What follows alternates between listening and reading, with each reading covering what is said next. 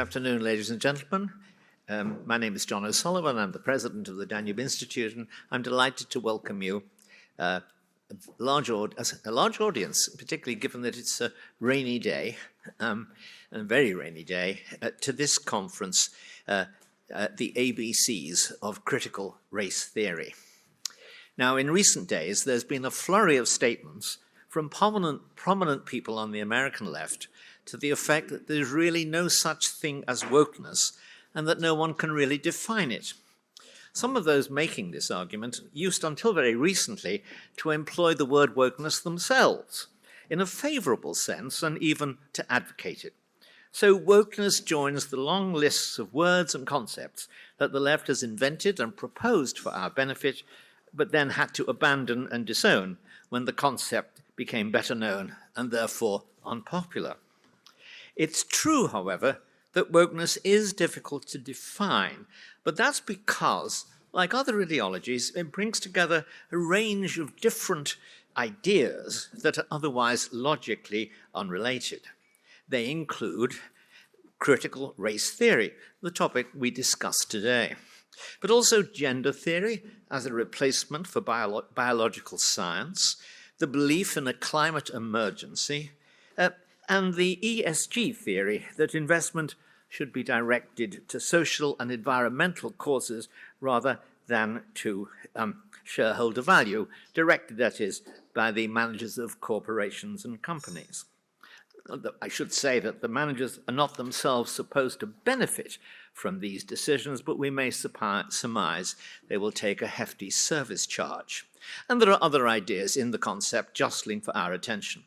We can therefore define wokeness either by listing these ideas or by looking for a common concept that unites them all.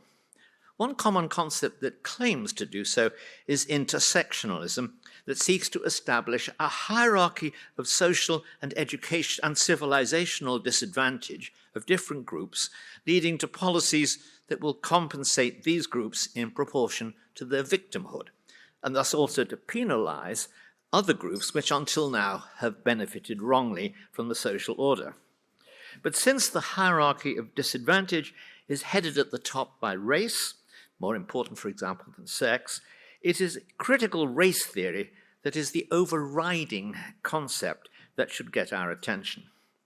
Today we have two distinguished panels of social philosophers and technical experts to discuss these questions. Our first panel includes Professor Frank Furedi, a leading sociologist from Britain, who will report on CRT, critical race theory, and the universities. A later guest by Zoom will be Toby Young, a well-known journalist and more recently activist who has established two important institutions that subject CRT to skeptical inquiry and defend the concept of free speech. And from Italy, also via Zoom, Francesco Giubilei, an advisor to Italy's Minister of Culture and the founder of several important organizations designed to look at social, economic, and philosophical questions in Italian life from a conservative standpoint. But the principal mind overseeing our entire afternoon belongs to Christopher Rufo. I should have said my colleague, David Martin Jones, will introduce the second panel. But the principal mind overseeing our entire afternoon belongs to Christopher Rufo, our resident fellow at the Danube Institute for the next month, who almost single-handedly, as an investigative journalist, has exposed the degree to which critical race theory has distorted education at all levels in the United States and, not incidentally, provoked a popular resistance of parents to its imposition. We are very privileged to have Christopher here today. I won't myself deliver a verdict on the self-described anti-racism of the CRT movement, except to quote a remark of the Romanian playwright Eugene Ionesco. Often, alas, after a long critique of the bourgeois, he ended, often, alas, the anti-bourgeois kind of bourgeois is the most detestable kind of bourgeois. but you can draw your own conclusions. Mr. Rufo, the floor is yours.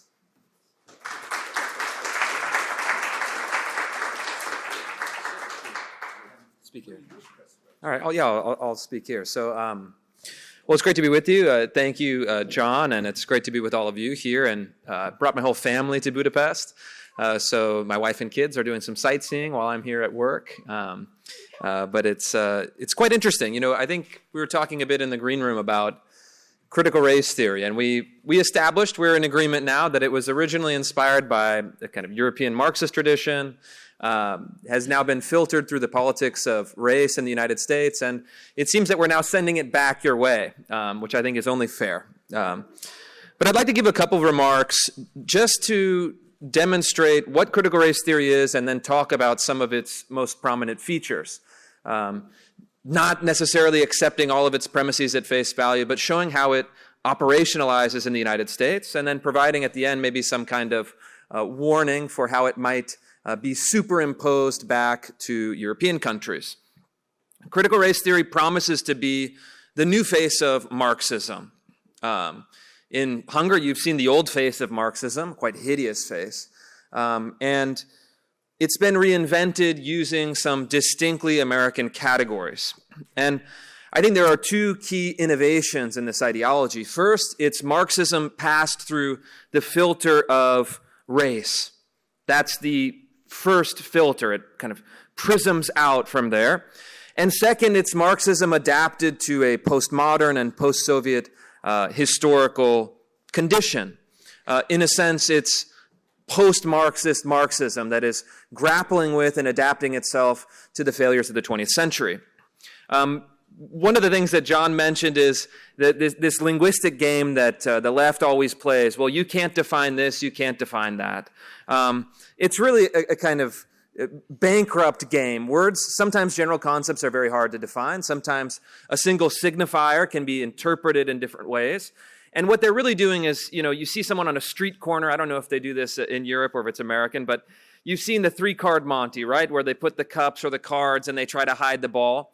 It's the same thing with words. They're playing a game of three-card Monty with language. And in fact, though, critical race theory is relatively simple to define. They define it themselves. All you have to do is read their literature. I think they would argue, and treating it kind of at face value, that critical race theory is a school of scholarship. It's an academic discipline that holds that the United States is a fundamentally racist country, that the oppressor and oppressed distinction can be designed along racial lines with a kind of white patriarchal oppressor and a subordinate racial minority oppressed, and that in order to achieve racial equality or equality of outcomes on the aggregate among racial groups, you have to do away with all of the oppressive structures in the United States, including the capitalist economy, including the two-parent family, and including all of the laws that promote at the surface level equality and freedom, but according to the critical race theorists, are merely a disguised way of advancing racial domination. To the point where, you know, critical race theorists even argue that Abraham Lincoln, who of course is famous for abolition, and the 14th Amendment, the Civil Rights Act, are all merely insidious and increasingly clever schemes to advance racism. So let's talk a bit then how this plays out in practice. In practice, again, the oppressor and oppressed has gone through a really remarkable inversion. If you look at the 20th century, at least as they portrayed themselves at the beginning, left-wing and Marxist social movements were centered around the working class, the kind of disenfranchised, the industrial proletariat. They were going to take over and commandeer the industrial apparatus and then the governing apparatus in order to make a more fair and equitable distribution of resources. That was the theory.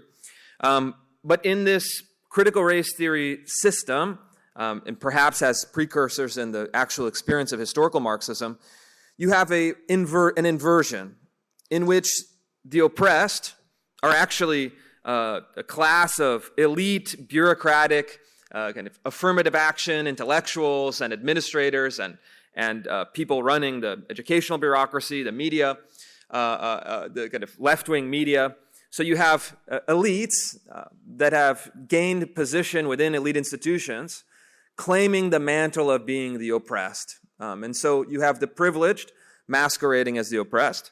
And the oppressor is designated as conservative, white, working-class Americans. So the people who are working in industry, the people who are working in the service economy, the people who are at the kind of lower strata, maybe the bottom 30% of the economic strata, are now designated the oppressed. Quite a strange inversion. And I like to think of it as a kind of switch where in Gramsci's time, the Marxist theoretician Antonio Gramsci proposed the ideal of the organic intellectual. That the people themselves, that may not have a pedigree, they may not have elite institutional status, that they were the true carriers of the Marxist philosophy. They had the true insight, and they were organized in an organic manner from the bottom up. Whereas with critical race theory, you have a self-conscious and total inversion where you have now the synthetic revolutionary. You have a revolutionary that is afforded privilege because of, let's say, affirmative action policies and other cultural practices. You have the revolutionary that has also gained entry into elite institutions, whether they're Ivy League institutions, premier state institutions, or other parts of the bureaucracy, even in corporations, that then claim the mantle of the kind of elite revolutionary or synthetic revolutionary. Consequently, I think you have also a shift in the goals. Not always the stated goals, but I think in the implicit goals. If you look back into the black revolutionaries of the 1960s in the United States, with the Black Panther Party, Black Liberation Army, these were, in some sense, a classic Marxist-Leninist in their rhetoric. They proposed seizing the means of production, taking over the Ford car manufacturing plant, running it themselves and providing, automobiles and other goods for the oppressed and the urban minority populations. So very famously, Eldridge Cleaver was someone who actually, traveled a bit in Europe and North Africa and the United States and really promised this in his writing. He said the lumpen proletariat was the kind of inheritor of the Marxist line, and the black lumpen proletariat in particular was going to seize the means of production and then take what was their due. You don't see that actually at all anymore. The new synthetic revolutionary class is profoundly uninterested in economic production. You're not going to send any of the, kind of Ivy League professors to manage the assembly line at a GM plant outside of Detroit, Michigan. This is very unappealing to this new revolutionary. And so what you have is you've moved from a desire of economic redistribution to symbolic redistribution. And so what they're really fighting over is a spoils system in a postmodern and largely symbolic manner. They want the titles, they want the prestige, and they want the jobs in the bureaucracy. These are, in many cases, fake jobs. Diversity, equity, and inclusion officer at Google, for example. This is a highly prized job because you get to work at Google. You're making maybe $300,000-$400,000 a year in salary, and you get to play act as a revolutionary, imposing gender pronouns or imposing critical consciousness exercises on kind of vulnerable and socially awkward computer programmers.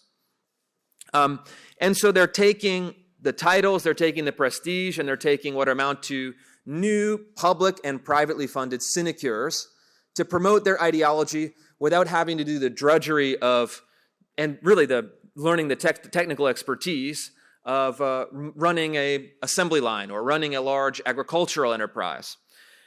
And so what they've done is essentially come to peace with the capitalist production apparatus. And they're saying we are going to delegate production to the capitalists, but what we want is we want control over the elite cultural institutions. And what we're finding is that over time, this, of course, degrades the productive capacity, but for the time being, it's an almost parasitical relationship that is more than enough to serve the interests of the new synthetic revolutionaries. The power strategies. This is the next kind of key observation. One of them, of course, is, as it always has been, is violence. We saw this in the summer of 2020 after the death of George Floyd. You had riots in more than 150 American cities. And this is all designed to increase the pressure to get more concessions. And you see they manipulate three categories for the experience of the average person. Guilt, first and foremost. I think even more than fear, which was the old Marxist category, you take a baton to the side of someone's head, you drag them out of their home in the middle of the night, you threaten to execute their family. That is a kind of fear-based strategy. We have a guilt-based strategy. So what they're doing is they're implementing critical race theory in K through 12 education, for example. Dividing children by race to two sides of the room, telling, essentially children of European descent, you should feel guilt, you should feel shame, you should feel responsible for historical crimes committed by people who look like you. And telling the other side of the room, you should feel anger, you should feel rage, you should feel a spirit of vengeance for the crimes perpetrated against people who looked like you in the past by people who looked like your classmates on the other side of the room. This is something that was happening really all over the country. The second is kind of degrading historical memory. So taking the really false and tendentious historic critical race theory narrative of American history, that all of the kind of landmarks of progress, the abolition of slavery, the 14th Amendment, the Civil Rights Act, were really kind of false consciousness. They were a mythology that was designed to put the revolutionary class to sleep. Again, really historically false, but the idea is to then erase the historical memory, sometimes physically tearing down statues, but oftentimes in curriculum books, trying to dispatch with any narrative of American goodness or greatness or even a complex and multifaceted narrative of American history and replace it with an acid wash of American history. And the third is to work on identity as a whole and to delegitimize entire categories of identity, really creating kind of a series of identity taboos on the intersectional hierarchy, which is not just a hierarchy of perceived oppression, but it is actually a reverse hierarchy of moral value. That's really the key. It's actually using a relativistic frame in order to impose a very moralistic idea.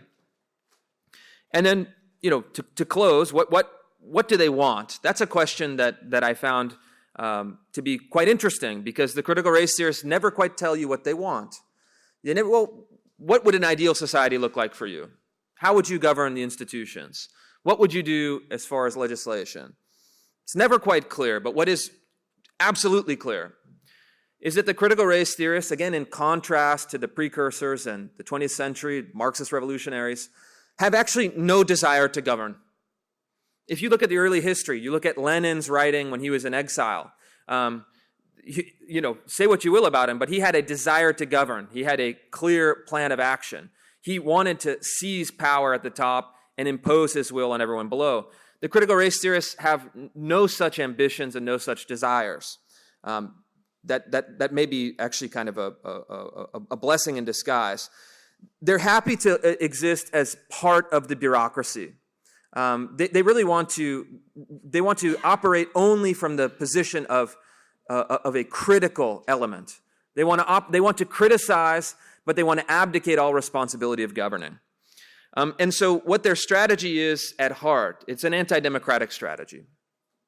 They want to enter the layer of bureaucracy in K through 12 education and post-secondary education and corporate HR and in the federal bureaucracy in the American context. They want to advance their ideology laterally, outside the legislative process, outside the system of democratic consent, and then outside the consent of, say, parents in a K through 12 school classroom.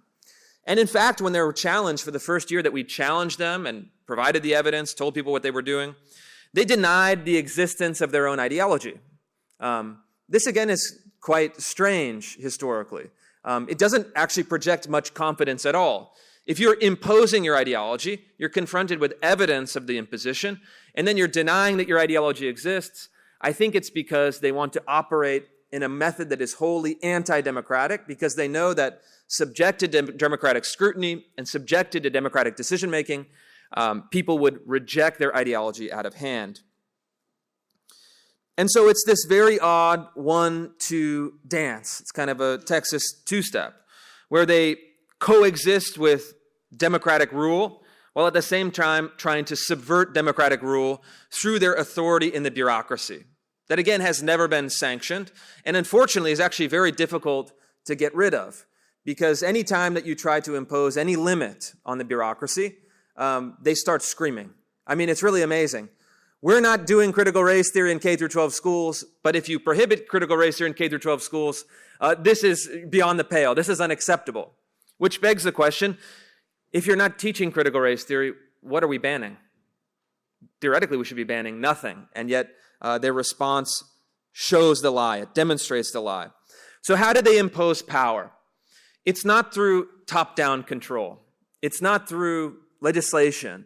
It's through an increasingly decentralized method of control that is not coordinated directly. It can't be traced back to one person. It's not organized as a conspiracy, but it's organized as a set of mutually reinforcing incentives and cultural patterns that uses media, technology, schools, human resources departments, and even corporate messaging campaigns that have all lined up behind what is a left-wing orthodoxy that has gained popularity in a certain elite strata of American society, that is then using those institutions to impose its ideology through the various channels and creating incentives so that transgressing that ideology is seen as really a mortal sin. And really, you put at risk your reputation, you put at risk your occupation, you put at risk your comfort, and in many cases, for someone like me, and you go after it a little bit hard, you put at risk, to a certain extent, your physical safety. And so they've created a series of incentives, ranging from the softest incentive, really a kind of suggestion or a repetition or a training according to the media narrative. You see this even in advertising. All of the advertising now in the United States is really kind of dovetails with ideology. You actually have biological men as Victoria's Secret swimsuit models. Very, very strange. But that's this kind of suggestion layer, all the way to the kind of street militant layer, where someone will break your window, someone will, physically threaten you, someone will show up at your house, someone will send you, death threats in the mail, that kind of thing. You have an increasingly soft to hard method of enforcement. But at the end of the day, what I've learned, studying this both on the intellectual history, but also studying it in practice and reporting on it in practice, is that at the end of the day, critical race theory ends in pure negation.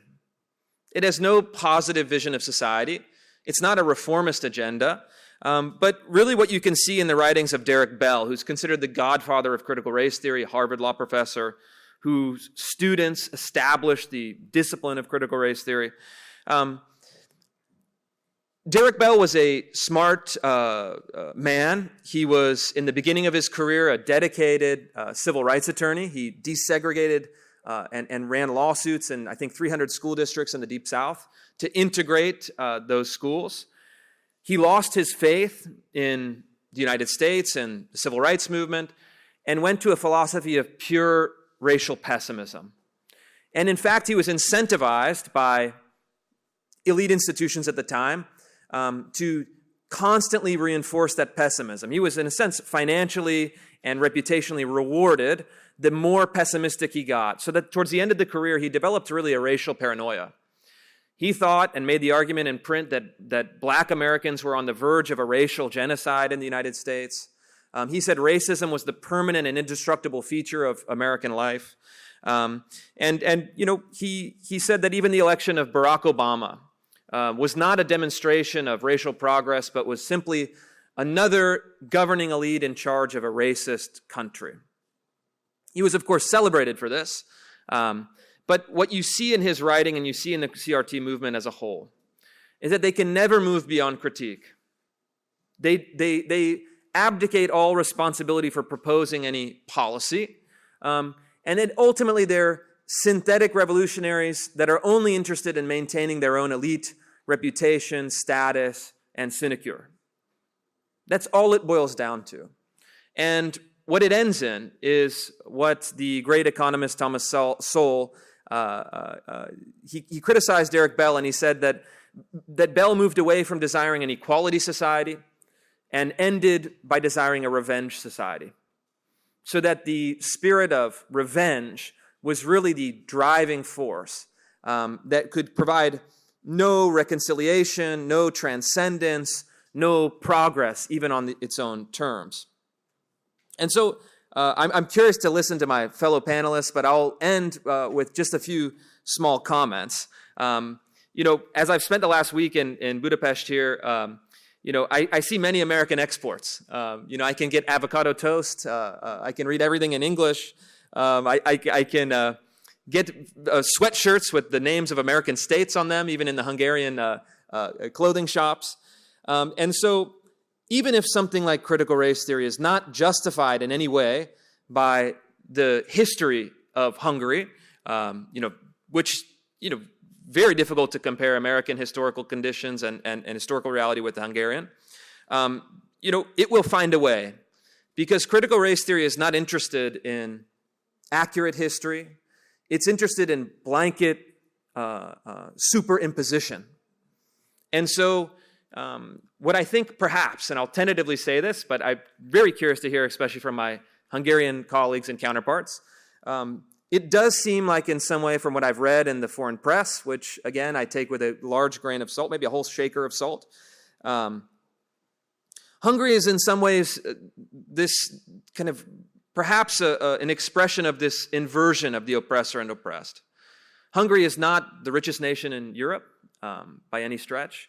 Hungary, I think, from my reading of history, is and of the current policies, is a country interested in rediscovering after the collapse of communism its historical identity, its religious identity, its family policy is oriented towards helping the broad working class in the country, which makes it, in the schema of critical race theory, a kind of oppressor faction or oppressor nation. And perhaps this is why when I read the left-wing press in the United States, it always has a kind of a meltdown about Hungary. It's always a very, acting, when the Western kind of left-wing media criticizes Hungary, they criticize Hungary in the same way that they criticize me. So I feel an immediate affinity and affection for the country. And I suspect that the narratives are false in the same way that the attacks on my work are false. But this is all to say that American exports are very powerful. Many of them are very good, but some of them are not so good. And this is going to be one of them. If it hasn't made entry, I know in the UK it has, and other countries in Western Europe, it will be arriving shortly. And so you should prepare yourselves politically, prepare yourselves intellectually, and not rest on the assumption that because it's a false theory and because it can't be transposed accurately onto your history, it always finds a way. And so I'd like to hear, I think, from my colleagues that are coming up. I think Dr. Furedi is going to come talk about the experience in the UK, experience in universities, and talk about how some of these ideas have maybe been imported and exported between the United States and the UK. So let's give him a warm welcome. Yeah.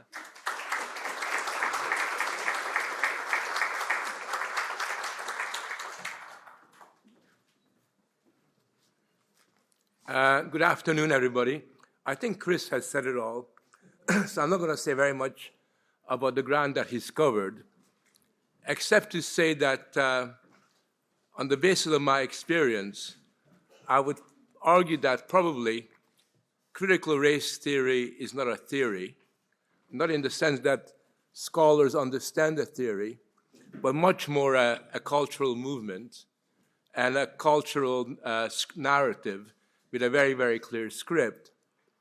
And that secondly, what's very interesting is that critical race theory is not simply about race. It's about much more than that. Because I think what critical race theory is, and it's shown by its practice of decolonization, where you essentially want to decolonize anything that moves, is that what it's really all about is a project that is devoted wholeheartedly to devaluing and undermining the legacy of Western culture.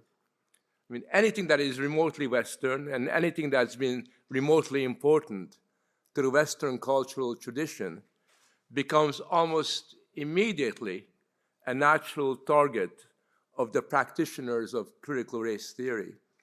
And I think it's quite fascinating that in the recent years, you have a situation where literally anything that happened in the past, and by the past I mean since yesterday, because their historical vision is fairly limited, is ipso facto seen as racist.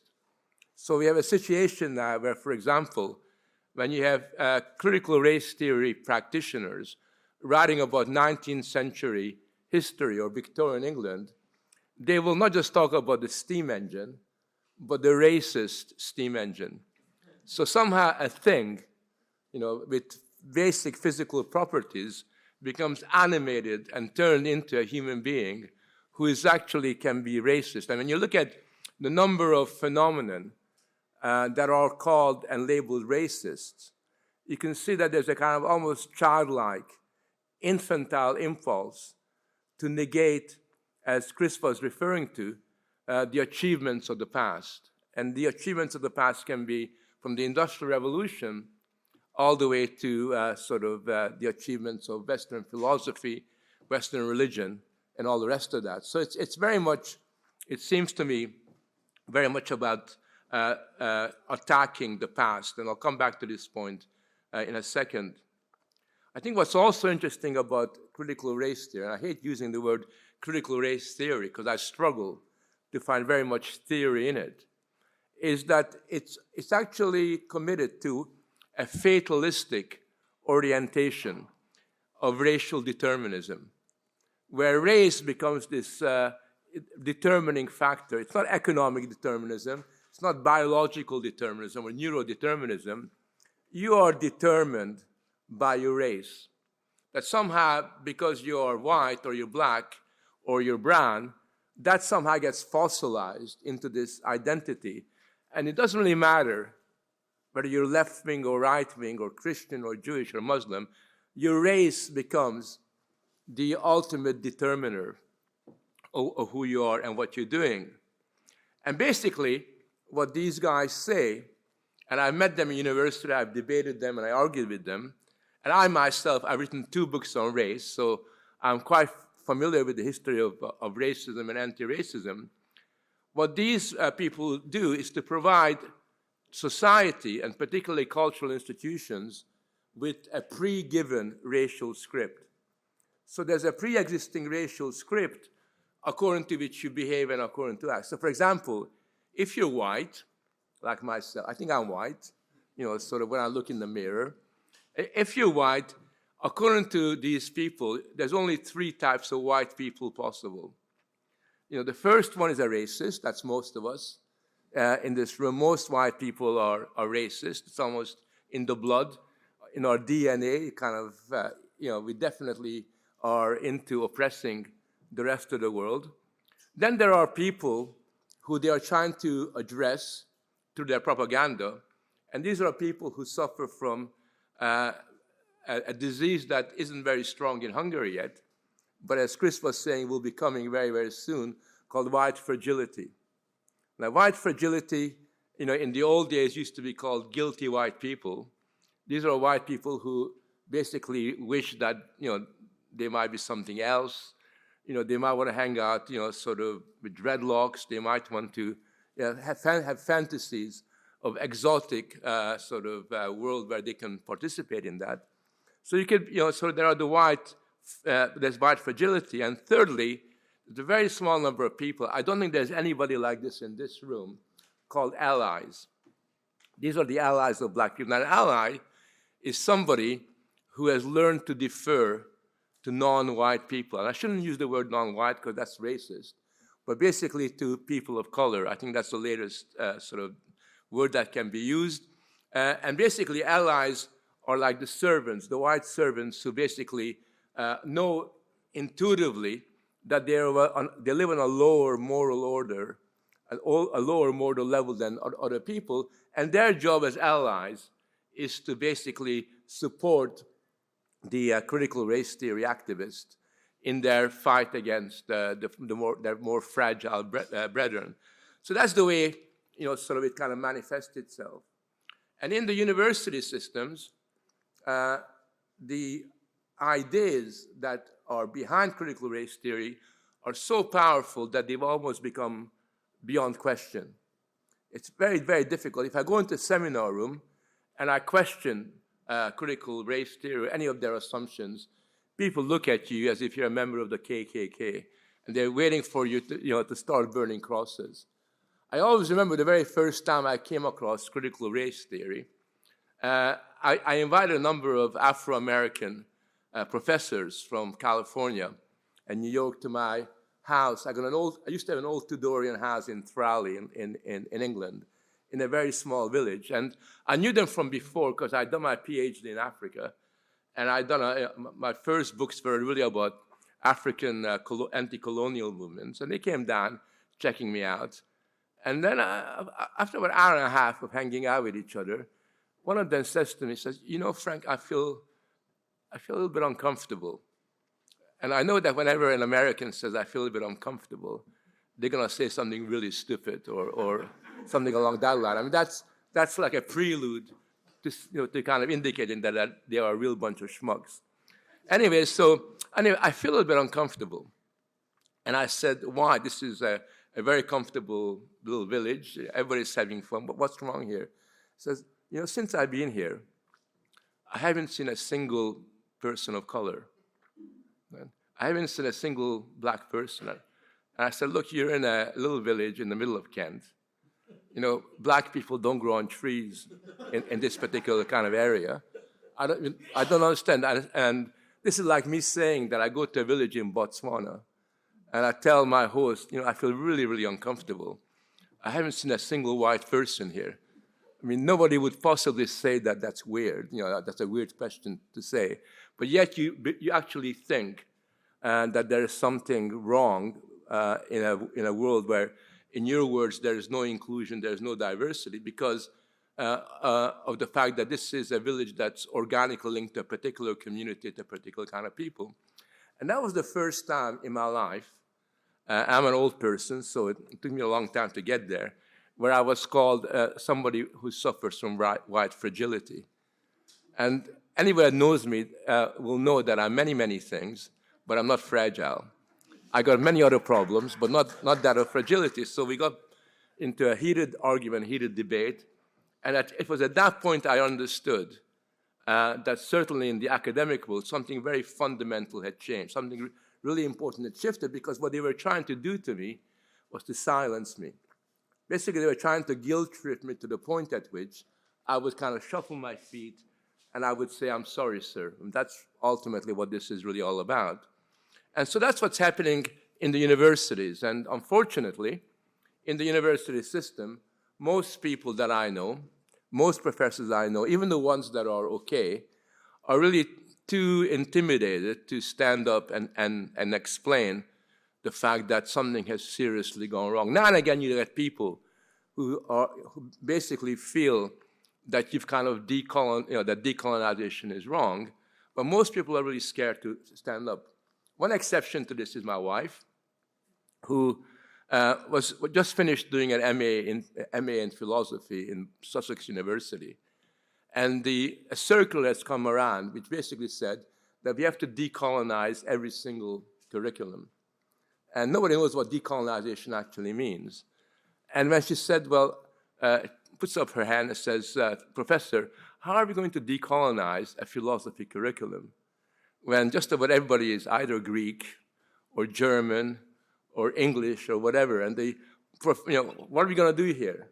Are we going to invent non-existent philosophers? And the professor basically conceded that was a really hard ask. That was the end of the seminar. But as she was leaving, she could sense that there were murmurs in the background implying that she was racist for even asking that particular kind of question. But that is really very rare now. So you have to understand that this is a power that's much greater. I mean, I grew up in Stalinist Hungary until the age of 9. And in Stalinist Hungary, people were much more prepared to make jokes about the communist regime. They were much more prepared to kind of criticize what was going on, much more able to stand up. They were very careful because you knew you could get badly done than you're in a Western university, where the idea that you'd stand up and be counted is becoming increasingly rare. So we're talking about a cultural power, a really important cultural power that has got no name. I think, as John was saying, it hasn't really got a name because it self-consciously avoids naming itself. That's one of its strengths, that it continually argues that there is no such thing as CRT, there is no such thing as woke. None of these things really exist. We don't indoctrinate children. That's just a myth that you're kind of making up. But it's a power, nevertheless, that is so insidiously strong that just about every cultural and political institution has succeeded in internalizing it. I cannot think of a single institution that has been able to fight it. And I always remember when I was in New York and I was reporting on this to an American audience, and I said that you watch it, Americans, because you're going to be eaten by this. Everything is going to be overwhelmed by this. I remember this guy putting up his hand and says, "Frank, you're wrong, absolutely wrong. It will never actually come to sports, right? Sports are competition. We're we're athletic, we're competitive. We'll never come to it. But just look at what happens in American sports, from the taking of the knee to NASCAR, which is an old American Southern sport with fairly deep conservative traditions, now embracing all this woke LGBTQ stuff. You can really see that if American sport rolls over to this, then there isn't very many institutions that are actually left. So the university, in a sense, which is the laboratory where these ideas have, in a sense, been innovated, has been very, very successful in exporting this. Now, what I'm really interested in, and this is something I'm struggling with because it's not an easy problem to confront, is to try to explain its success. I mean, we all know the symptoms, we all know it's bad, but why has it been so successful? What was the terrain on which all these ideas, all these theories have flourished? And I think that's something that we really need to kind of address, because what I find particularly interesting is that there is literally no opposition to this. If I was giving a talk on critical race theory, giving a proper lecture, I wouldn't even talk about the universities, because it all begins in schools. Already by the time children are 16 or 17, they would have internalized many of these ideas, and they would have come to universities already culturally and intellectually prepared to deal with these kinds of issues. So there's already a pre-given emphasis on this. And I've drawn the conclusion in my writings that the reason why this has happened is because for over 100 years, literally for over 100 years, Western culture has been devoted towards detaching itself from its legacy in one shape or form. Western culture, with its orientation towards the future, has for over 100 years have argued that the past is somehow no longer relevant. That was the central argument. And at a certain point, they went on to say, the past is not only no longer relevant, but the past is an obstacle for dealing with the problems of today. And once you begin to think like that, you then begin to say that, the past is no longer relevant, it's an obstacle to doing good things, but it's also there's something wrong with it. So the devaluation of the past, which becomes extremely powerful by the 1970s, 1980s, created a condition where more or less the intelligentsia, white and black and brown in the Western world, had begun to detach itself from its own past. The organic links that kind of connected us to our cultural legacy were somehow ruptured, and not just ruptured, but willingly ruptured. And I think what CRT does, in a very parasitic way, is it feeds off this kind of removal of society and culture from its origins, from its community. Because what CRT does, and the reason why it's so successful, along with all the other theories, gender theories, for example, if you actually look at what it's really saying, And what it's telling people to do is basically saying that the past was horrible, that the Western past is a history of oppression, of domination, of racism. And when you begin to sort of see things in that particular way, what you're doing is you're detaching society from its origins to the point at which it ceases to know where it's come from, where it no longer knows, where it's going. Because if you don't know where you come from, how do you know which way you're going? And in a sense, when you lost your way in that kind of existential sense, you do become susceptible to embracing and internalizing any form of critiques that seeks to negate what has gone on beforehand. And this is, to me, is the big problem, because once you begin to detach society and young people from their previous experience, once you begin to distance young people from their elders and their outlook, you then begin to create a situation where something like critical race theory can flourish and thrive. Now, Chris said something really, really important, which I think is in many ways the most disturbing, but also the most important dynamic within the CRT narrative. And that is what I call its presentism, right? CRT and the theories that are linked to it are 100% committed to the present, living in the present. And the way that they bring that about is by essentially not showing any interest in the future. This is an ideology which is unlike any other ideology that's gone on beforehand, has got no orientation towards the future. There is no utopia. There's no sense of transcendence within CRT. They're not interested in what's going to happen tomorrow or the day after tomorrow. What they are interested in, and this is the defining feature of the theories like CRT, what they are really interested in is fixing the problems of the past. They spend a phenomenal amount of problem putting right what happened in the American Revolution. They spend a lot of time fixing the problem of what happened in the Industrial Revolution in the 19th century.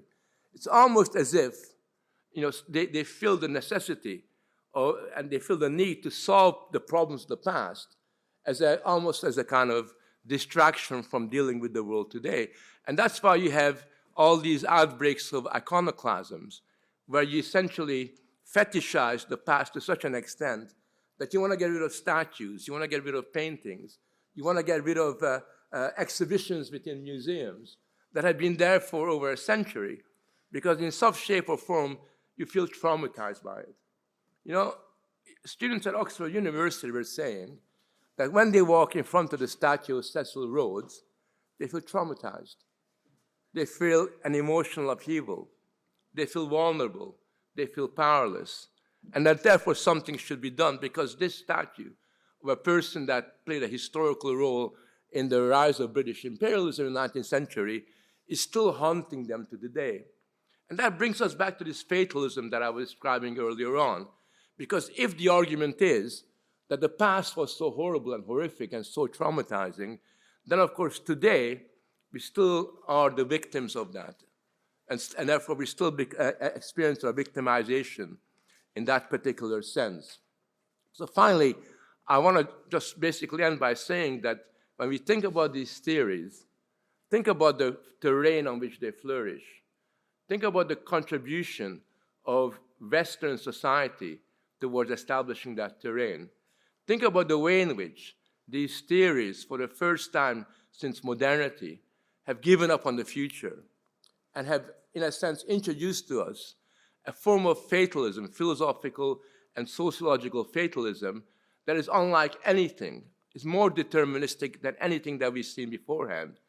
In its bad days, Marxist kind of economic determinism was far more nuanced than this kind of determinism, because it reduces everything to our race and to our biology. There is no hope. There is no way you can go beyond that. That is what you really are all about. And if you question that, then what you're doing is you're questioning somebody's identity. And these days, when you question somebody's identity, what you're doing is not simply saying that you're wrong. in a grown-up kind of discussion, what you're saying is that I am calling into question your very, very being, which is why you're not allowed to debate and argue. And therefore, many of the totalitarian tendencies that we see with this come out naturally and organically from the politics of identity that is embraced by this fatalistic orientation. And the thing that I think we should take away from all this is that this is something that is so powerful at the moment and is so much imbued with its own sort of superiority. It's so much institutionalized in so many places in the West that unless there are more of us who are prepared to stand up and basically say that's an emperor without clothes, and basically demonstrate the shallowness of this whole cultural script, unless there are more of us who do that, and get particularly young people to take a part in this, we are going to be enveloped by a kind of cultural decadence that our elders have warned us about for centuries, but thankfully until now, Western culture has never had to experience. Thank you.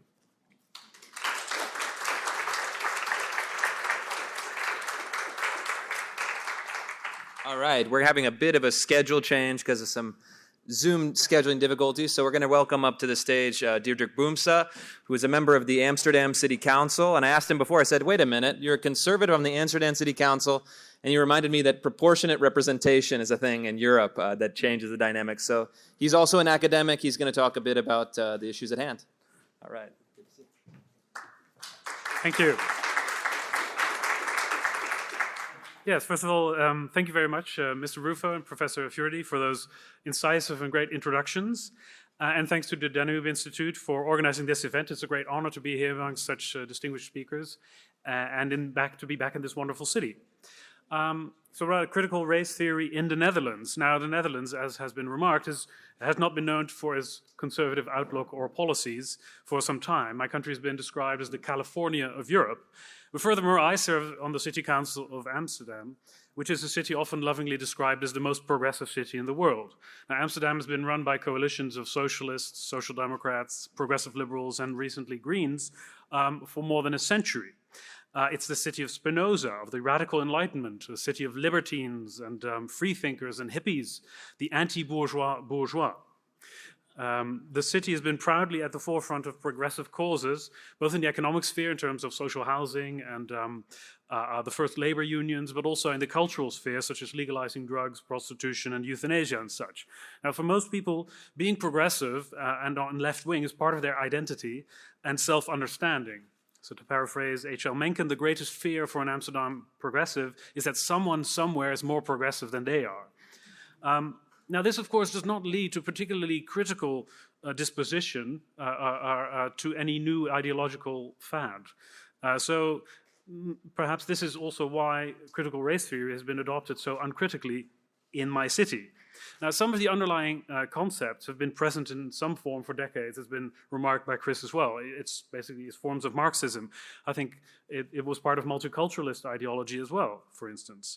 But all this talk of inclusivity, of diversity, of white privilege, white guilt, decolonization, all this whole underlying ideology, this talk has just been incorporated and insinuated into formal policies over the past few years.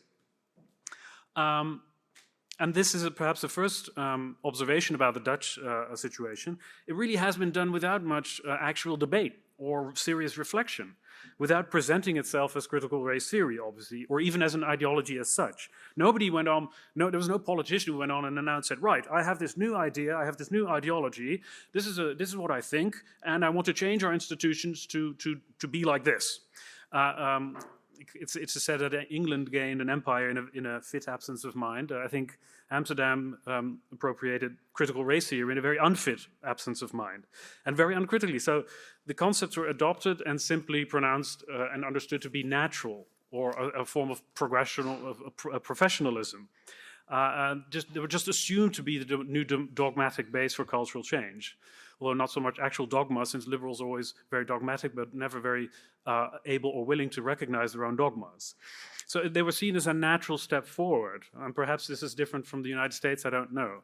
So the administration just started incorporating these theories while retaining the idea that this is somehow a neutral thing to do.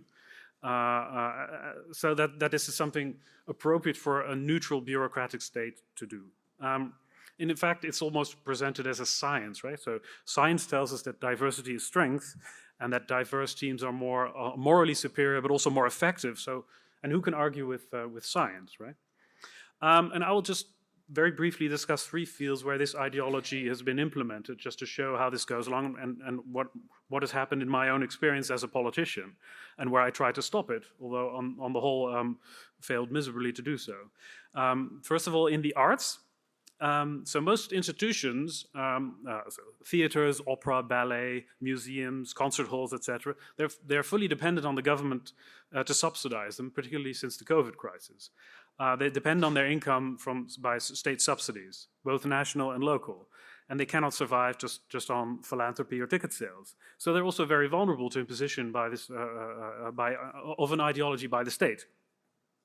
And for example, 4 years ago, the city made it obligatory for each institution to make a diversity action plan where they would detail how they would promote diversity in their organization as a condition for receiving subsidies. So what is meant by this diversity? And they have a diversity code, and that states that the 4 Ps, which work in Dutch but also in English, have to be diverse. So partners, program, personnel, or staff, and the public.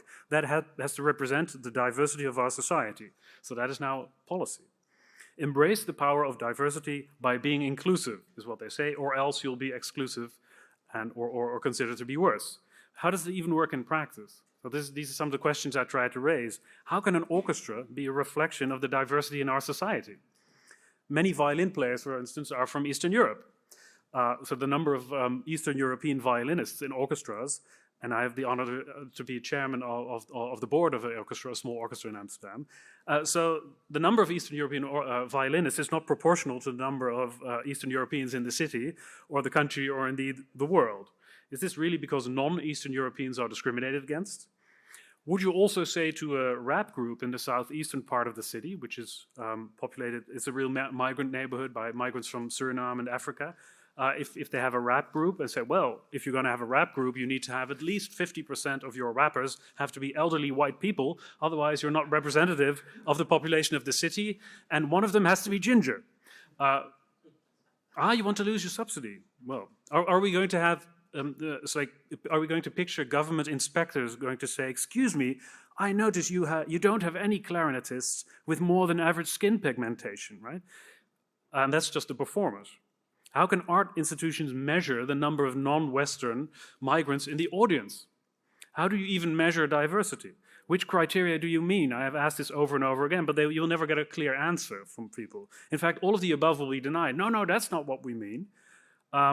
But they will say, oh, we mean diversity in a general, broad sense. It's about being inclusive to people with physical disabilities, as if building ramps for wheelchairs is anything close to what the other thing you're talking about. It's about diversity in age or social class, etc. But in the end, all the institutions know what is really meant. So just as an example, there's a hidden Catholic church in Amsterdam, Our Dear Lord in the Attic. After the Calvinists took over, Catholics were allowed to have Mass, but only in hidden churches, not in visible ones. They couldn't be visible from the street, so they built a church in canal houses in the 17th century. So that's what it is, and it's an important part of the heritage of the city as a Catholic church, but mostly as a museum now. But it was denied subsidy because it wasn't diverse. So this is in spite of all the trouble that the organization took to appease and accommodate this whole ideology. They actually wrote in their application, they very dutifully wrote, well, amongst our staff, we have people with a non-Western cultural orientation. And then the subsidy was denied because the city just said, well, even white people can have a non-Western cultural orientation. So really, what they're really in effect saying is you need to get rid of white people and hire more people of non-white people. I'm very glad I did manage to turn that one around, so they got subsidy in the end, but this was what they were first denied subsidy for. And also, so artists also have to show the diversity in the work they produce. So the state has really come to use art as a way to enforce this ideology. But it gets even stranger. We have a museum of modern and contemporary art, and this museum has a fantastic collection of 19th century and 20th century paintings. including Van Gogh's and stuff. And there are no fear of losing their subsidy. They did recently have a debate whether to still exhibit Picasso because he was such a womanizer. But then the Amsterdam alderman recently told the museum, you have to better get diverse or you will lose your funding. She almost literally went out and say that. Now, the museum has an annual budget to buy new works of art from contemporary artists. And they've just announced that they are going to buy at least 50% of the new works of art they buy have to be produced by what is called artists of color. Now, it seems very strange to me to even use this term, people of color, artists of color, as if there are two kinds of people in the world, white people and everyone else. I mean, that seems more reminiscent of, I don't know, maybe Alabama in the 20s or South Africa than a European city. So it's strange that we've adopted this whole language.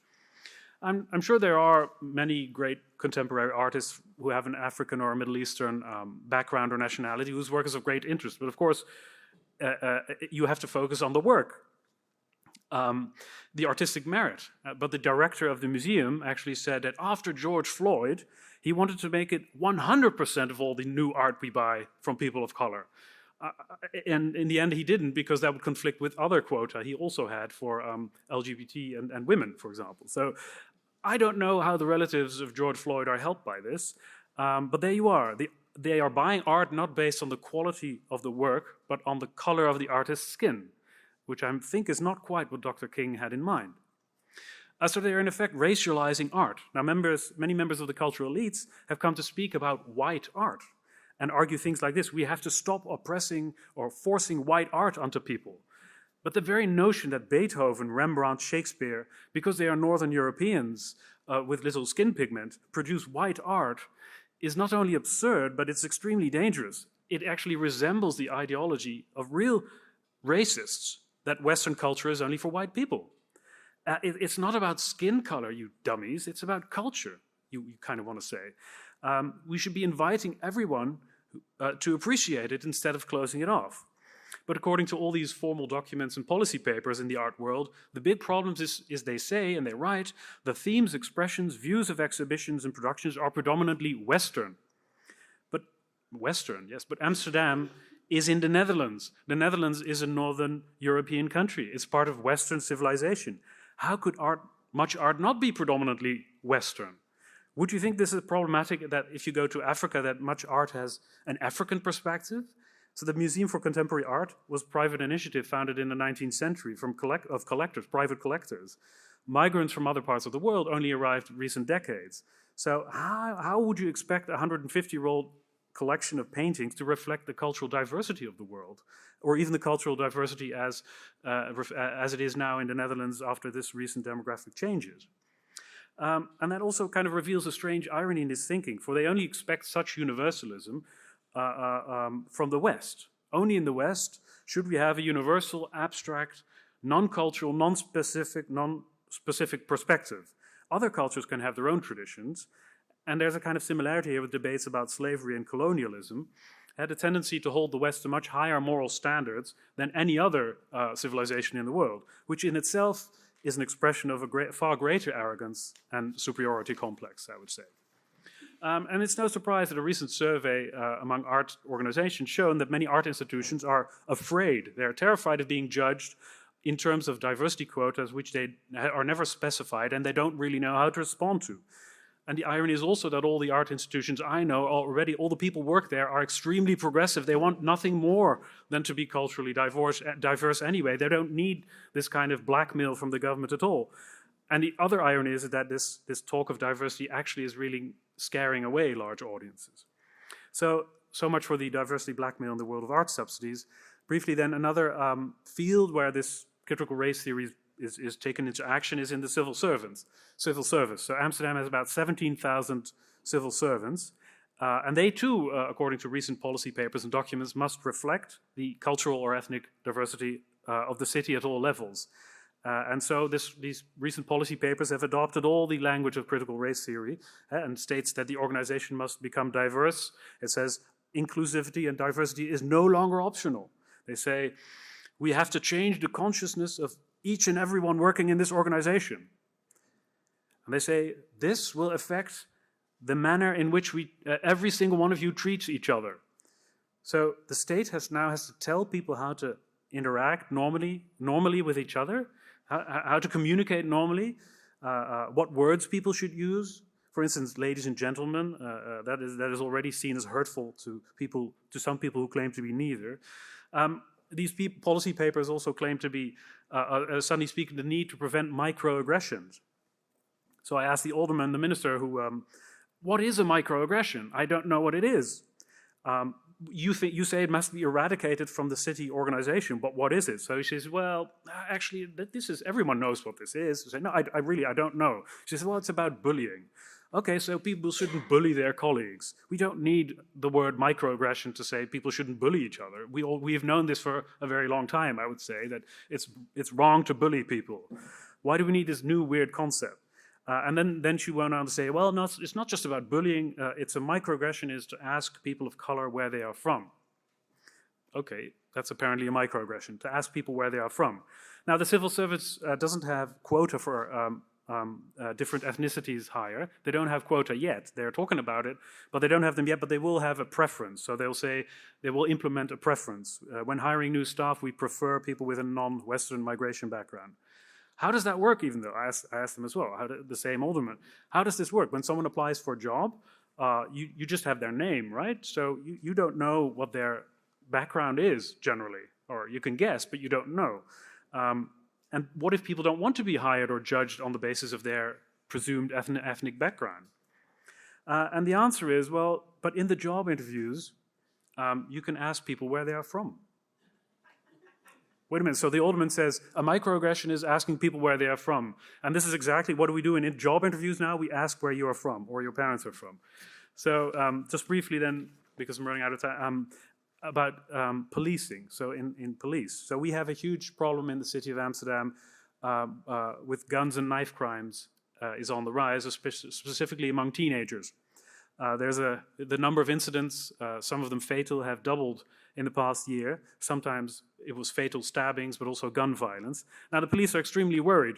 Before, they say you already had some bad apples who would carry around knives, but now even kids who mean well and want to do well, they feel obligated to bring knives to school because they feel they need to defend themselves. Now, you can't tell if you're just watching kids whether they are carrying a knife or even a gun.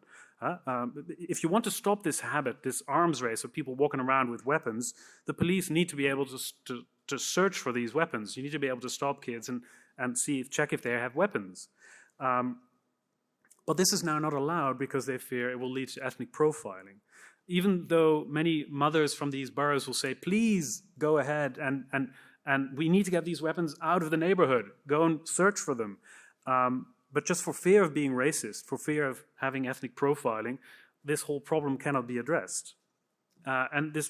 So progressives in the council and elsewhere, they encourage this narrative that the police is the enemy in a way, which of course is one of the worst things you can tell to young people growing up in a disadvantaged neighborhood, is that the police is their enemy. So in general, of course, there's nothing wrong with trying to be more aware of possible prejudices. I think this is a good thing, and this is something we can all try to do. Be aware of our own possible prejudices we may have, trying to be welcoming and be respectful and open and tolerant. It's not wrong to be reflecting on those issues. And this is the way these policies are presented, as a normal kind of a way to make people more aware of their own prejudice. But the problem is that of course, it will have the opposite effect. So all these quota, and now they're having more and more quota. We have quota in universities coming up, quota for scientific papers are talking about, quota in street names, new street names, all sorts of places. This all is based on the idea that there's some kind of secret oppression going on, and that basically that all differences between groups must be based on oppression and are therefore unjust and need to be addressed. This in itself is not only obviously wrong, but it causes incredible resentment. And in fact, it perpetuates resentment. And it creates this calls for a permanent cycle of revolutions. It's a whole, trying to prepare the way for a new revolution. The Netherlands was just in a way, until a couple of years ago, we thought race and racism, that's really something of the past. People were racist in Europe to some extent in the past. and also in America, but we've outgrown this. We are no longer there.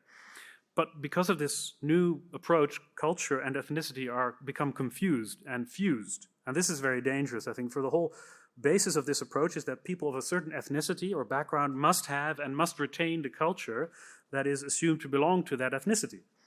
It strangely assumes a kind of essentialist tribal understanding of cultural identity, so that migrants who come here, for example, must forever retain their ancestral identity rather than be absorbed into and become part of the West. It's a position that the critical race theories apparently share with the Turkish Prime Minister Erdogan.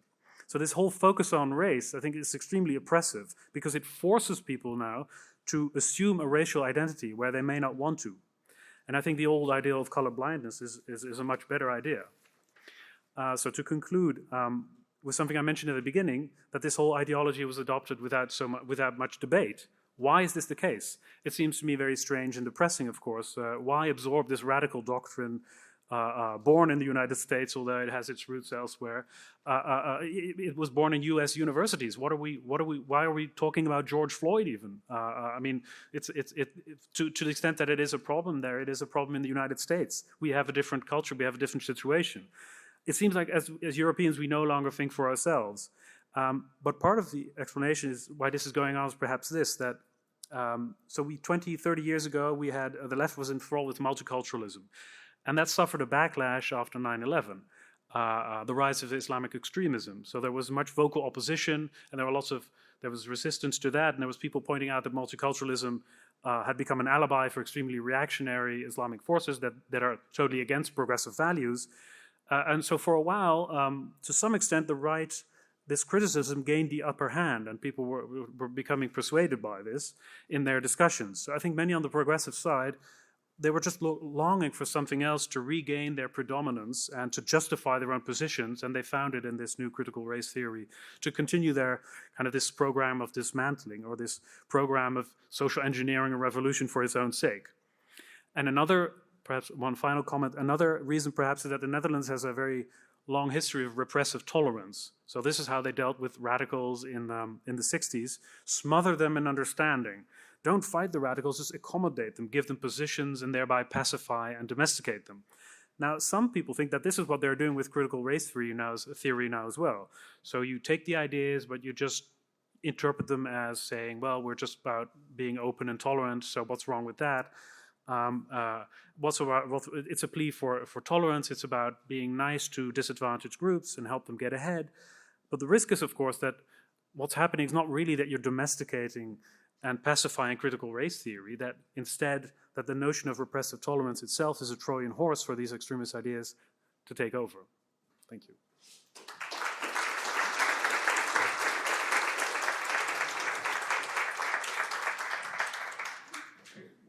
Okay, great. And the next speaker will be Toby Young. He's the founder of the Free Speech Union in the UK. He's also a columnist. He has a wide audience all over the world, and we'll summon the technology gods. Let's see if they comply here.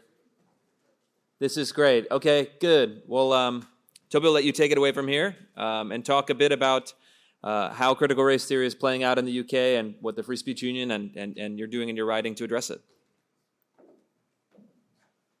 Thank you very much, and thank you for inviting me to speak today. And it's great to be in the company of so many distinguished intellectuals and critics of some of these cultural trends that we've all been battling against. I think one thing that Christopher Rufo flagged up in his introduction is that a lot of the ideas that we're currently wrestling with in the UK and elsewhere in Europe, certainly elsewhere in the Anglosphere, originated in America and in particular in grievance studies departments of American universities. And one difficulty that the Free Speech Union, the organization I set up in 2020, has been struggling with is that a lot of these ideas have now been exported to the United Kingdom, and often the exponents of these ideas are extremely authoritarian and intolerant, and want to silence anyone who challenges the new dogma. But unlike in America, we don't have a First Amendment. So in effect, we've imported this kind of authoritarian Maoist intolerance alongside these new dogmas, but we haven't imported the First Amendment. So we've got far fewer protections for dissenters in the UK and than you have in America.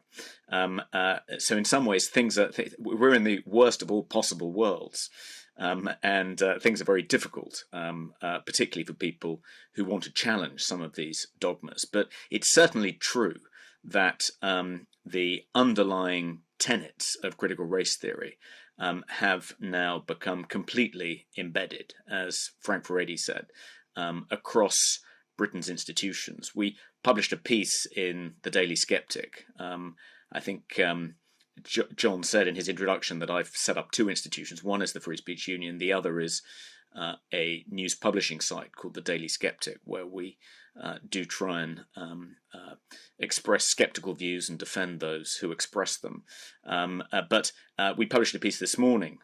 You can see it on dailyskeptic.org, referring to a recent report into the Metropolitan Police in London, which described the police. The headline finding of this report is that the Metropolitan Police are institutionally racist.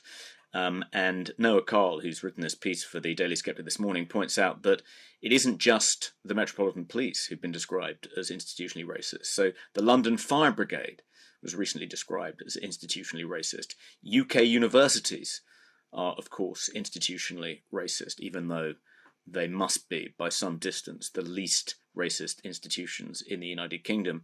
British schools are institutionally racist, according to a recent piece in The Guardian. Yorkshire County Cricket Club, institutionally racist, according to its former chairman. Cricket Scotland, institutionally racist, according to an independent review. The judiciary in England and Wales, institutionally racist, according to a recent major report. The National Health Service, institutionally racist, according to a senior black nurse. The Conservative Party, the Labour Party, Google and Big Tech, institutionally racist, according to a black AI researcher.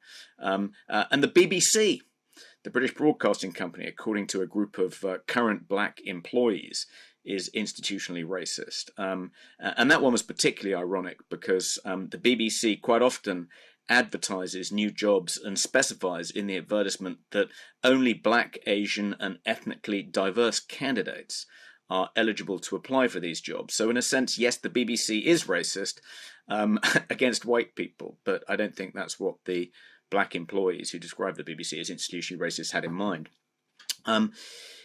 Frank said that one of the difficulties university lecturers face when trying to encourage, those few lecturers who try and encourage newly arrived students to think critically about ideas like critical race theory and gender identity ideology, is that by the time they arrive, many of these ideas have become completely embedded. He said at the age of 16 and 17 they become embedded. And I think that's true, and it's because critical race theory, gender identity ideology, other components of this new woke ideology are indeed taught to children in schools. And that's slightly surprising, or at least at odds with the law. So one in the dying days of the Conservative government in 1996, a law was passed called the Education Act, and it did prohibit the teaching of it tried to eliminate, as far as it could, political bias in schools. And sections 406 and 407 of the Education Act 1996 prohibited the promotion of partisan political views and told teachers that they should take steps to ensure the balanced presentation of opposing views on political issues when they're brought to the attention of pupils. So it is actually unlawful for politically contentious ideas, like critical race theory, to be taught in an unbalanced way in British schools, at least in England and Wales, where this law applies, because education is regionally devolved in the United Kingdom. So why is it happening? Why is it so widespread if it's actually against the law? Well, one reason, of course, is that many teachers are aware of the law, but just ignore it. One of the reasons they're in teaching is because they want to radicalize their students and enlist them in a crusade to create a better world. They have a missionary zeal. That's why they put up with the relatively low wages and long hours. They believe that they're making a difference in an important way. So even though a Tory government may have prohibited teaching children about things like institutional racism across British society, that's not going to prevent them doing it, because they believe it's important to enlist the children in this progressive crusade. That's one reason. Another reason is that many teachers just aren't aware that teaching about issues like racism in a very politically contentious way is against the law.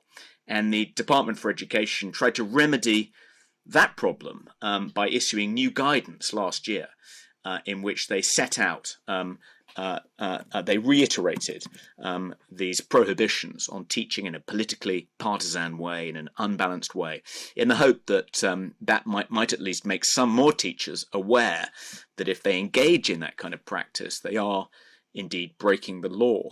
But unfortunately, in this guidance, it carved out certain areas where teachers aren't expected to teach in a non-partisan, balanced way. So I'll quote from the guidance here: "Not all areas of ethical debate are political issues.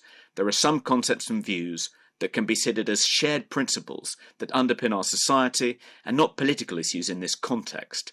Examples include a belief in upholding certain rights, such as freedom of speech and protection from violence and criminal activity, or challenging discrimination and prejudice, including racism." And I think a lot of teachers believe that in teaching children that the police force, that the BBC, that the government is institutionally racist, they're not saying anything politically contentious. So they're aware that if they were to teach in a politically partisan way, they would be in breach of sections 406 and 407 of the Education Act 1996, but they don't think of teaching children the tenets of critical race theory as being political. And this, I think, has been a running theme, having listened to all of the contributions this morning. One of the sleights of hand which makes the proponents of this particular ideology so effective is to present their ideas as being politically uncontentious.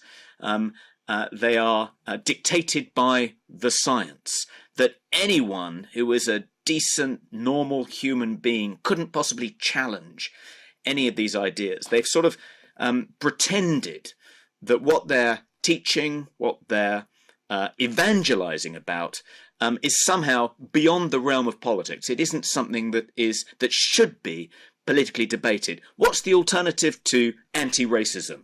It's being pro-racist. And how could you possibly expect teachers to, in a balanced way, teach children both the virtues of anti-racism alongside the virtues of being pro-racist? That would be absurd. So in this way, they manage, I think, to embed their ideas by presenting them as being completely politically uncontentious. And this, I think, is one of the sources, one of the reasons they've become so embedded across so many British institutions. It's as though common sense, reason, science, any basic acquaintance with the evidence would automatically lead you to embrace this particular ideology. And we can see that same principle being invoked in various attempts to suppress any challenges to this ideology. So I often get accused when I say,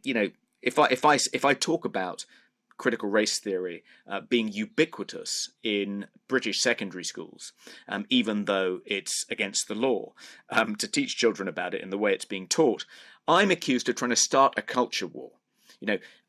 Anyone who challenges the extraordinary gains made by the long march through the institutions by the identitarian left, anyone who challenges those gains, who draws attention to them, who suggests that there may be an underlying political agenda here, and it is actually very political, is immediately accused of trying to inject culture war polarization into an issue. It's a form of gaslighting. If you just point out that what's being taught is political, you're accused of being the one to politicize what's happening in these different institutions.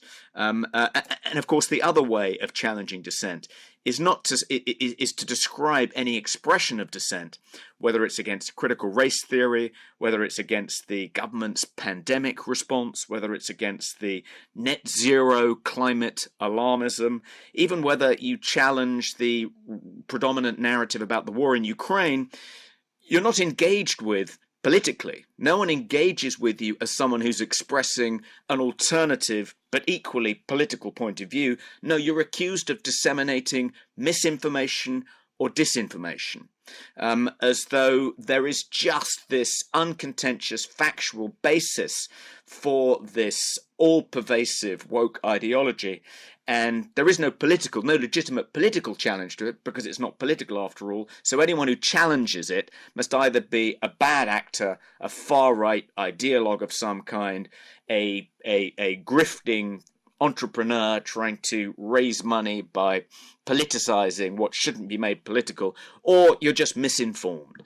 And so what can we do to try and fight against this ideology, given the extraordinarily sophisticated kind of defense mechanisms of its proponents? Well, in America, Christopher Rufo and others have been very successful in alerting parents to the extent to which the curriculum in ordinary high schools has been captured by identitarian political evangelists. And lots of parents are understandably very alarmed about this. And there is a growing movement in America, which we watch enviously from the UK, to try and challenge these aspects of the curriculum, and it's even become a salient political issue. It became a big issue in the gubernatorial election in Virginia, I think last year, and it may well be an issue in the upcoming presidential election. But over here, it doesn't have much political salience, nothing like the salience it has in the US. That's partly because we don't have elected school boards. So politics is, educational politics are eclipsed by other more bread and butter issues that people are worried about in elections. There aren't specific dedicated elections where these issues can be raised as they can in school board elections in America. So we have that difficulty. One issue, one area where I think we can push back is that some teachers who are delivering what is boilerplate propaganda from organizations like Stonewall, whereby they are teaching children, sometimes children as young as 7, gender identity ideology, teaching these children about the gingerbread person, which distinguishes between anatomical sex and gender expression, telling these children there are 90 plus different types of gender, that misgendering trans people is deeply offensive and wrong, and so on and so forth. They're trotting out all this propaganda without themselves realizing that it is politically contentious or there's an alternative point of view. Why are they doing that? Because they're not experts. They might be an expert in teaching chemistry or physics or maths. They're asked to, in a PSHE or a sex and relationship education lesson, to teach children about something way outside their expertise. They panic the night before, they go to the forums on the Times Educational Supplement, and they download a PowerPoint presentation imbued with this ideology without realizing it, and then they trot that out in the class the following day because they don't give much thought to it. So one way of pushing back is to try and make alternative resources available in the places where teachers look when they're panicking at midnight the night before they're expected to teach this stuff. And I'm part of a group which is trying to develop some materials which present some of these issues in a more balanced way, and we hope to have some success there. It's just in some cases it's not that the teachers have been enlisted in this crusade. They're just useful idiots unwittingly regurgitating this propaganda. So if we can provide them with some easily accessible, well-designed resources which teach not necessarily an alternative point of view, but at least requires the teachers to present a balanced pair of views on some of these issues, that would be some progress. And certainly there's also been some success in lobbying parliamentarians. So there is a kind of burgeoning activist community within British schools, largely made up of parents who are concerned about these issues. It's in its infancy, but it's beginning to organise. You're seeing the beginning of a counter-revolutionary insurgency, and they do have some champions in the House of Commons, in particular a very effective backbench Conservative MP called Miriam Cates, who's been banging the drum about issues like critical race theory and gender identity ideology being taught in schools. And the Prime Minister, Rishi Sunak, finally a couple of weeks ago said that he would ask the Department for Education to embark upon a review of the kinds of materials that are routinely being used in schools to try and eliminate some of this bias. So we are making some small headway, but nothing like as much headway as Christopher Rufo and his parents' army have been making in the US. But hopefully there'll be better news to report if we meet again in a year's time.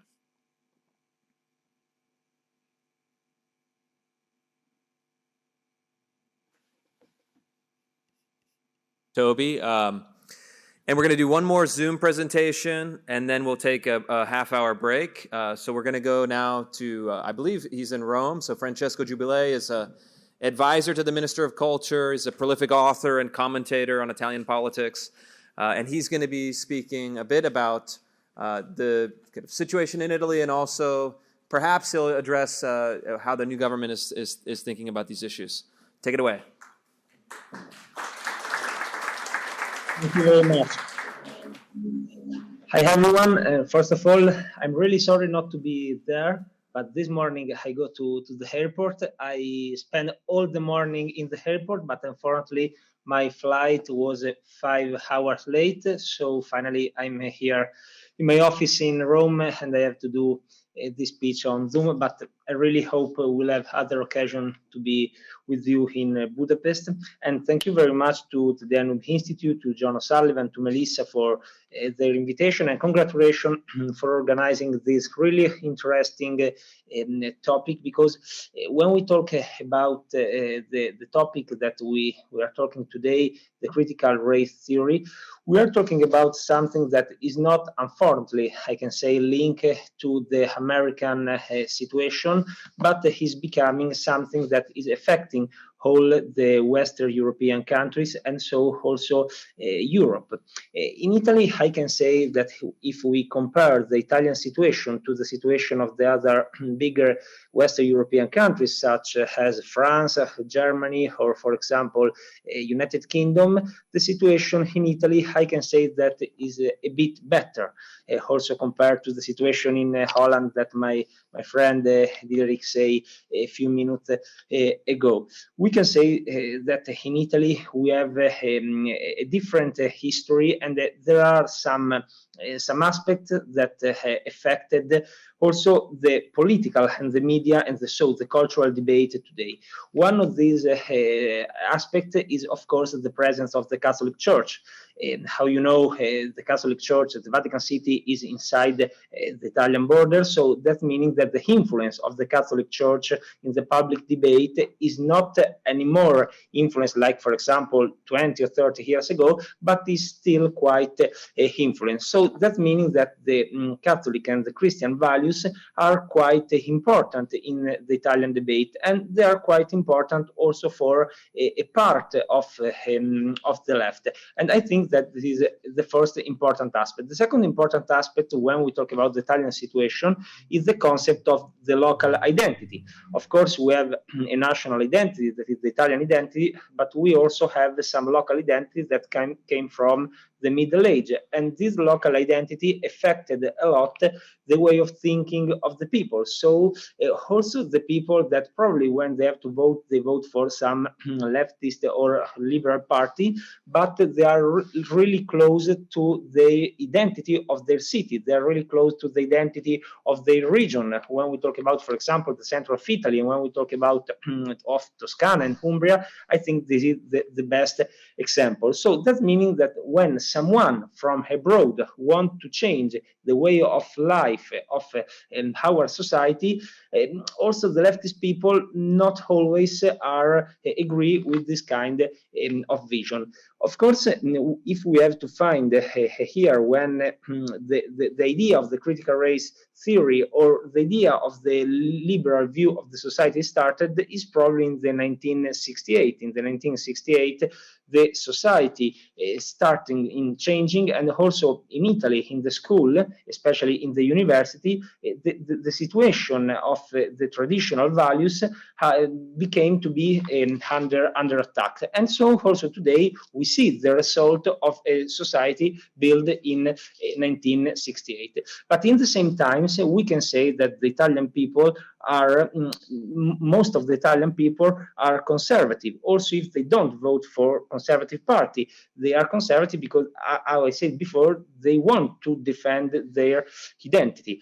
And in the same time, how you know, a few months ago, we had the national election, and for the first time in the Italian history, we have not only center-right government, because also in 1994, we had the center-right government led by Silvio Berlusconi, and the center-right government led by Berlusconi was a government that it was more a classical liberal government. But right now, our Prime Minister, Giorgia Meloni, she defined herself as a conservative, and so she decided to set a government that the majority of the government is a conservative government. And the idea of Meloni affected also the cultural vision of the government. In fact, our Minister of the Culture, Gennaro San Giuliano, he wrote an important biography of Prezzolini, that is the most important Italian conservative writer, and he defined himself as a conservative. In the same time, so when we talk about, for example, the vision of the family, the vision of this government is totally a conservative vision of the society. So on one side, we have this new government that is, how I said, a conservative government, but on the other side, we have a new left that is led by, few weeks ago, there was an election inside the Italian left, and the left decided to elect a new leader. The name of this new leader is Elly Schlein, and Elly Schlein, she born in the United States. She grew up in Switzerland in Lugano, and she came back to Italy. So she started and she studied for most of her time in the United States and in Switzerland, and this affected a lot her vision of the society. We can say that the new leader of the Italian left is quite similar to Alexandria Ocasio-Cortez, if we have to do an example with an American leader. And of course, this affected a lot the vision of the left in Italy. In fact, in the last month, the so-called critical race theory and the so-called gender theory and the other vision of the radical left starting spreading also in the Italian landscape, especially when we talk about the family situation. There is in these days in the media in Italy strong debate about the surrogate pregnancy. how you know the surrogate pregnancy is not legal in our country, but the point is that the surrogate pregnancy is legal in other European countries, for example, Cyprus, and especially is legal also in some part of the United States and in other countries abroad. So the problem is that many Italians decide, not many, some Italians decided to do the surrogate pregnancy abroad, and after the child that they did with the surrogate pregnancy, they decided to live in Italy. And so the new center-right government say that is not correct, and they want to introduce a new law to stop the possibility of the Italian people to do the surrogate pregnancy also abroad. How you know the surrogate pregnancy is something that is not only against the so-called natural family, but is something that is first against the woman, because sometimes some rich people decide to go to the African country, and in many ways they decide to buy children, and this is totally wrong in a conservative vision of the society. And in the same times, when we talk about the critical race theory, in Italy is every time linked to the debate concerning the fascism. In Italy, we had for 20 years the fascism is the country of Mussolini, and let me say, as an Italian, that is quite funny sometimes when I read the New York Times or other American liberal media, and in this media I read that the American left decided to attack, for example, Trump or DeSantis or some of the conservative politicians or writers in the United States, and they define these American journalists as a fascist, because in the United States you never had fascism. And so in the Italian the debate, for example, the left want to, every time they talk about the racial theory, link this theory with the concept of fascism. So they say that if someone is, for example, against the illegal migration, is a fascist, and so is racist. And all the debate concerning this topic is linked to the way of the left that say that the conservative in Italy want the fascism to come back, and this kind of narrative that, of course, is totally false narrative, because how Renzo De Felice, that was the most important Italian historian of fascism, wrote, the fascism ended with the death of Mussolini. Of course, right now in Italy, we have a strong problem with the legal migration. Probably you see in this day that every day in the south of Italy, especially Lampedusa or in Sicilia, arrive hundreds of migrants. And this is a really strong problem for our situation, because we are not like Hungary, for example, where you made a wall in the border with Serbia and you stop the legal migration. We can't, of course, build a wall in the seaside, in the Mediterranean area. So every day arrives many legal migrants. And so the conservatives try to say that we have to stop the legal migration. We have to start talking with the country of North Africa, like Libya, like Tunisia, like Algeria, and try to stop the leaving of the migrants from the North Africa. And the conservatives say that there is a strong difference between the illegal migration and the legal migration. But when you try to say that, the left usually say that we must help everyone, that everyone must come to our country, that everyone has the direct to the right to enter in Italy or in Europe. And of course, this is every time linked to the concept of racism, because if you say that you are against illegal migration, for them you are racist. And when we talk about this topic, I think that the critical race theory that I would say that in the beginning of my speech is not so a strong problem of our country right now, but is linked to other problems. One of these problems is the so-called cancel culture. The cancel culture affected also our country. So, for example, we say in some university that the people start saying that we don't have to study in the Latin because the Latin was the language of the Roman Empire, and in the Roman Empire there was slavery. So the Latin is the language of slavery, something like that. That is quite crazy, because how you know Italian came from the Latin. And the cancel culture is something that is effective of this woke vision of the society. On the other side, another point that is quite important is the freedom of speech. the freedom of speech started to be a problem also in our country. Fortunately, not like in the United States, but how you have the First Amendment, we have the Article of 21 of our Constitution, but when, for example, you say something that is not linked to this woke or liberal vision of the society, there is someone that say that you can tell this kind of things, and is of course linked to the social network, so the censorship that social network made. And the phenomenon of cancel culture is something that, like the critical race theory, sometimes came from the United States. I agree when Diederik say that is something that is not linked to our history, because yes, we had a past that was we had some colony in Libya, in the center of Africa, for example, in Ethiopia or in Eritrea, there were Italian colony, but we don't have a strong ethnic problem. We are a monoethnic society. The Italians are a monoethnic society, so that meaning that it is not part of our history. And so this came from the United States. And sometimes there are some good ideas that came from the United States, from the conservative writers. But on the other hand, sometimes there are some vision of the society that came from the United States, in Italy, or for example, in Europe, that are not totally linked with our history.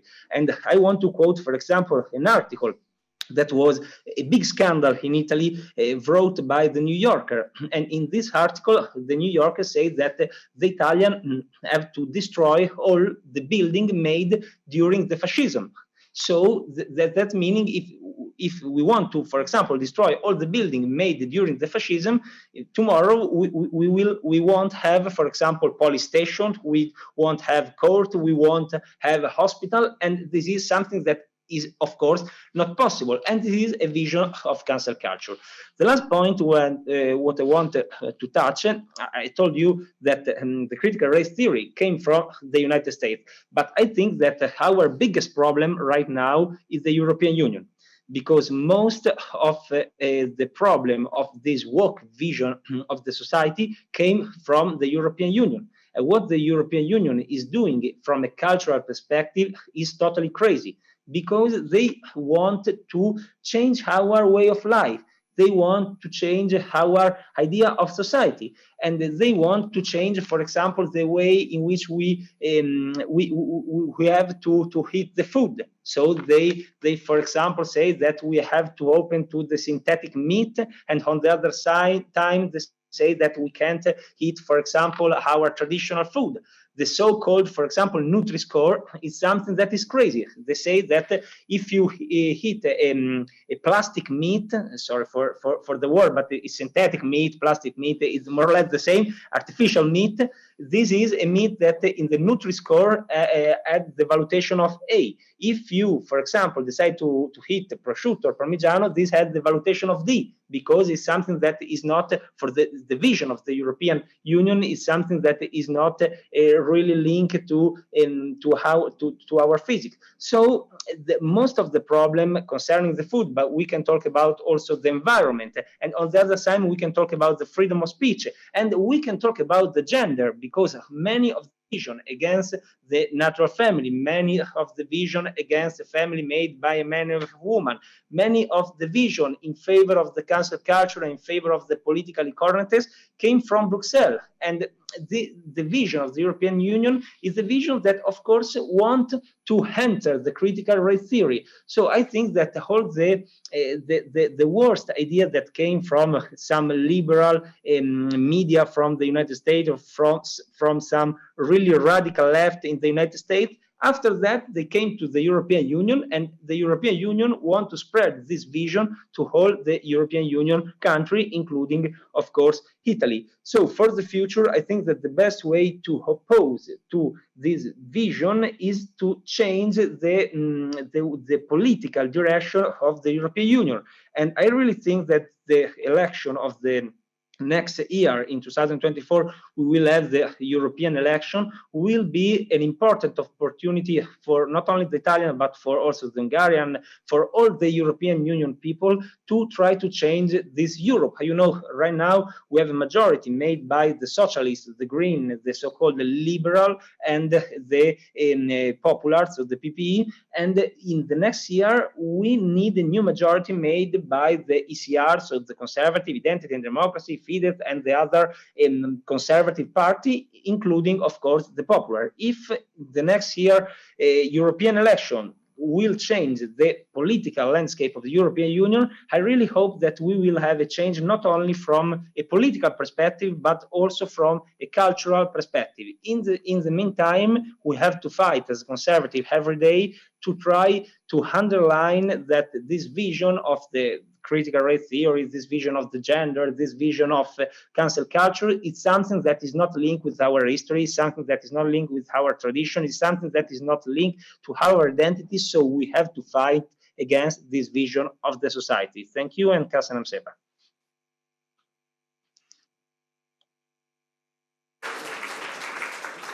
Fantastic. I was glad to hear someone blame the European Union. That was very nice for me as an American. It's not all our fault. And I'm very concerned about the war on prosciutto. That is a significant escalation here. So we're going to take 30 minutes. We're going to break till 3:30. So you can talk to the panelists. You can mill around. I don't know if there are refreshments or not, but let's take 30 minutes, and then I think we have maybe 2 or 3 more, and then we'll have a panel discussion for questions. Thank you.